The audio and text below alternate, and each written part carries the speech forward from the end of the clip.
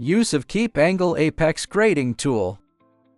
Adjust the grading point on one side of the angle. Make the angles equal across sizes. Often used for the angular position of the back crotch and collar.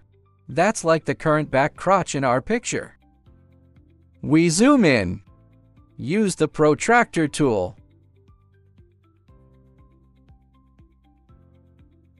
Select it and right-click to see its angle. You can see that the angles are not equal. Then we use the Keep Angle Apex Grading tool.